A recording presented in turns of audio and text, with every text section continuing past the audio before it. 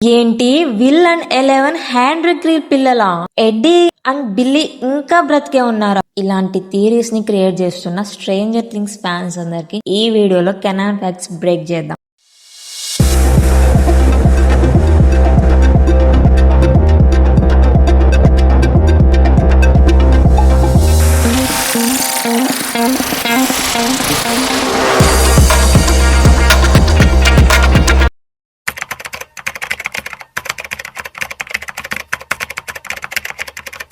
Hello guys, so ఈ రోజు వీడియోలో స్ట్రేంజర్ థింగ్స్ గురించి చాలా మంది డిస్కస్ చేస్తున్నారు. Canon facts versus fan theories clear గా మాట్లాడుకుందాం.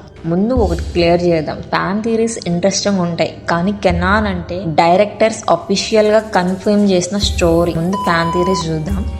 చాలా మంది నెటిజన్స్ ఏమంటున్నారంటే జాయ్స్ అండ్ హెన్రీ క్రీల్ పాస్ట్ లో లవర్స్ అయి ఉండొచ్చు అని, విల్ హెన్రీకే పుట్టి ఉండొచ్చు అని థియరీ. ఈ థియరీ ఎందుకు వచ్చిందంటే సీజన్ 5 లో మ్యాక్స్ వెక్నా మైండ్ మెమరీస్ లో ఒక స్కూల్ హాల్వేకి వెళ్తాది. అక్కడ జాయ్స్ పాంప్లెట్స్ పంచే సీన్ ఉంటుంది. ఆ పాంప్లెట్ అనేది 1959 లో జరిగిన ఒక్లహోమా అనే మ్యూజికల్ స్కూల్ కి సంబంధించిన పాంప్లెట్. కర్లీ ఎంసీ లైన్ అనే మెయిన్ రోల్ ని ఈ హెన్రీ యాక్ట్ చేశాడు. అందుకే ఫ్యాన్స్ అనుకున్నారు జాయ్స్ అండ్ హెన్రీ మధ్య పాస్ట్ కనెక్షన్ ఉండొచ్చు. కొంతమంది ఇంకా డీప్ గా కనెక్ట్ చేసి జాయ్స్ తన ఫస్ట్ హస్బెండ్ ఈ ట్రూత్ తెలిసిన తర్వాత వదిలేశాడని.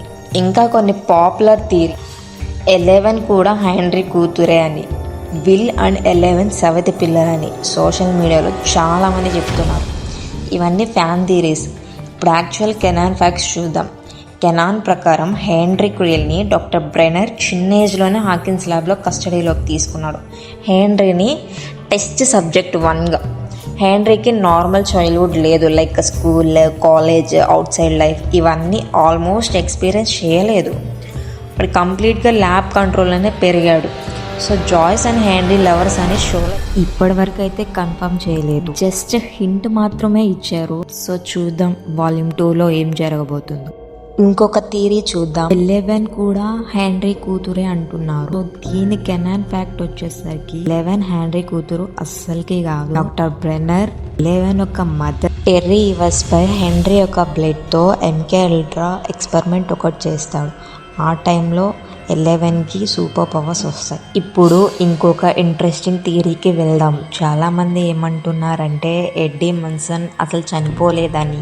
వెక్నా ఒక సీన్లో 11కి చెప్తాడు they are all with me అని. ఫ్యాన్స్ ఇంటర్ప్రిటేషన్ ప్రకారం వెక్నా చనిపోయిన వాళ్ళని మాత్రమే కాదు, తన కంట్రోల్లో ఉన్న సౌల్స్ తన వార్డ్లో ఉంచుకుంటాడని. సో ఎడ్డీ బాడీ డెడ్ అయిన మైండ్ వెక్నా కంట్రోల్లో ఉండొచ్చు అని థియరీ. ఇంకా ఇంకొక dark theory, Billy Max brother కూడా వెక్నా వార్డ్లో ట్రాప్డ్ అయి ఉండొచ్చు. బిల్లీ బాడీ చనిపోయింది, కానీ Vecna already Billy and season 3లోనే యూజ్ చేశారు. So Vecna they are all with me అని చెప్పినప్పుడు ఎడ్డీ, బిల్లీ ఇంకా మిగతా విక్టిమ్స్ అందరినీ రెఫర్ చేశాడని ఫ్యాన్స్ అనుకుంటున్నారు. కానీ కెనాన్ ఫ్యాక్ట్ ఏంటంటే ఎడ్డీ డెత్ క్లియర్ గా చూపించారు, బెల్లీ డెత్ కూడా ఇచ్చారు. కానీ వెక్నా వాళ్ళని బాడీతో కాదు, వాళ్ళందరి పెయిన్, మెమొరీస్, ఫియర్ తో వెపన్ లా వాడుకుంటాడు. మ్యాక్స్ కేసులో కూడా ఇదే జరిగింది. బ్రతికే ఉంది, కానీ మైండ్ వెక్నా వాళ్ళ ట్రాప్ అయింది. సో మ్యాక్స్ బయటకు రావాలంటే 11 పవర్స్ మాత్రమే కాదు, ఫ్రెండ్షిప్, మెమొరీస్, ఎమోషనల్ కనెక్షన్ కూడా కావాలి.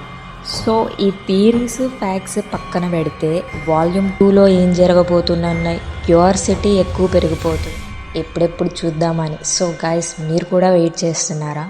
ఇంతకీ మ్యాక్స్ ఎలా బయటకు వస్తుంది అనుకుంటున్నారు? కామెంట్ చేయండి. సో ఫ్రెండ్స్, ఈ రోజుటి వీడియో ఇది. వీడియో కనుక నచ్చినట్లయితే లైక్ చేయండి, సబ్స్క్రైబ్ చేసుకోవడం మర్చిపోదు. బాయ్ బాయ్, మళ్ళీ కలుద్దాం.